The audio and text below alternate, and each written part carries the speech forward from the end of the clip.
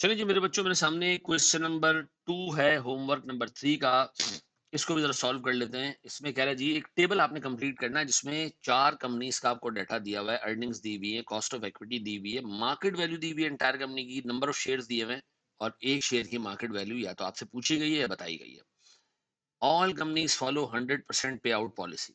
ठीक है जी, एक-एक करके हम सारा हिसाब-किताब देखते हैं। हम कंपनी ए का देखते हैं सबसे पहले, कंपनी ए।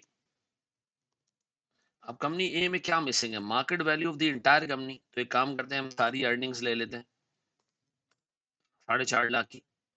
ठीक है जी, हम ले लेते हैं जी कॉस्ट ऑफ इक्विटी। ये आ जाती है जी हमारे पास 15% ऐसा।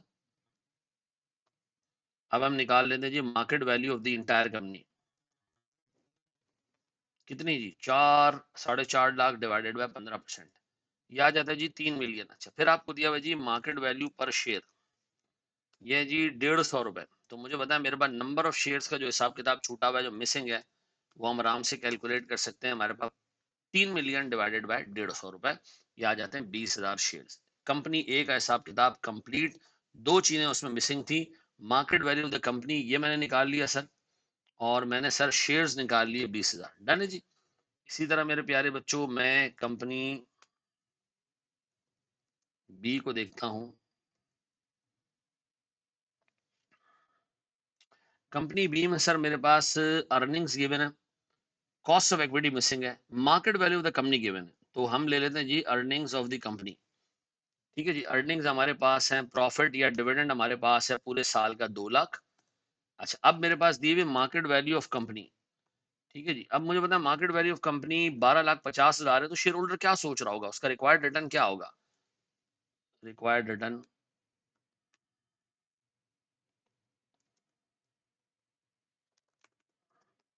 ये होगा जी हमारे पास earnings divided by market value. ठीक है जी, earnings divided by market value कैसे होगा प्यारे भाई? Earnings divided by market value ऐसे होगा कि हमें एक बात पता है कि मार्केट वैल्यू बराबर है डिविडेंड डिवाइडेड बाय के। अगर आप इसको रीअरेंज करें तो आपको पता चलेगा कि जी मार्केट वैल्यू बराबर है सर,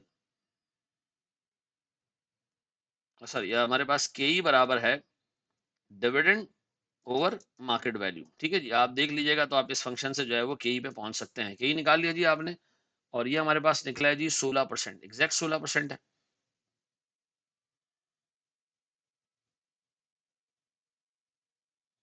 ठीक है जी, अब बताएं सर मेरे पास और क्या मिसिंग है? मार्केट वैल्यू आपको पता है, शेयर्स पता है आपको, सॉरी, नंबर ऑफ शेयर्स आपको पता है। तो शेयर्स आप ले लें सर, नंबर ऑफ शेयर्स हमें पता है, ये है प्यारे भाई 40,000। तो बताएं मेरे पास एक शेयर की मार्केट वैल्यू कितनी हो जाएगी? 12,50,000 डिवाइडेड बाय 40,000, ये आ जाती है जी साढ़े या सवा 31 रुपए ऐसा। ये आ गई जी मेरे पास मार्केट वैल्यू पर शेयर। डन। कंपनी ए निकल गया, बी निकल गया, कंपनी सी के बारे में बात करते हैं। कंपनी सी में भी अर्निंग्स दी हुई हैं। कितनी अर्निंग्स है बाबू? 1.5 लाख। कॉस्ट ऑफ इक्विटी भी दी हुई है, कितनी बाबू जी? 20%। तो हम market value of the entire company आराम से निकाल सकते हैं ऐसा।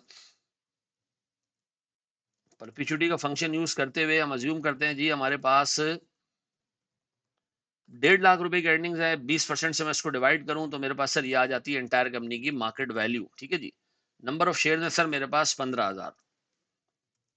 तो मेरे पास सर एक शेयर की मार्केट वैल्यू आराम से निकाली जा सकती है 7.5 लाख डिवाइडेड बाय 15,000। डन है जी, आ गया जी 50 रुपए। इसी तरह मेरे प्यारे बच्चों, मैं कंपनी डी पे अगर जाऊं तो मेरे पास सर कंपनी डी की अर्निंग्स हैं 6 लाख रुपए।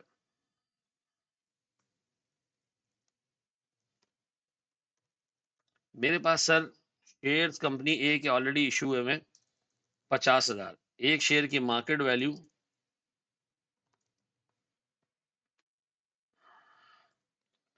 ये है 62 रुपीज ऐसे ही।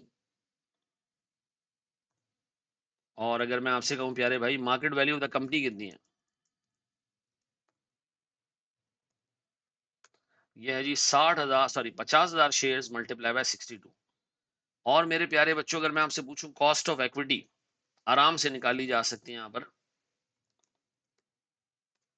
वो है जी मेरे पास dividend divided by the market value of market value in totality ऐसा, और ये निकलता है सर मेरे पास कोई 2% के आसपास, यानी इस कंपनी के शेयर होल्डर कोई इंतहाई नल्ले हैं, 1.935 निकलती है, ऐसे ही है, ऐसा है मेरे बच्चों। डन है जी, कर लोगे मेरे प्यारे भाई, देख लोगे इसको, एक स्टेप और आगे बढ़ गए हम जनाब। Thank you very much.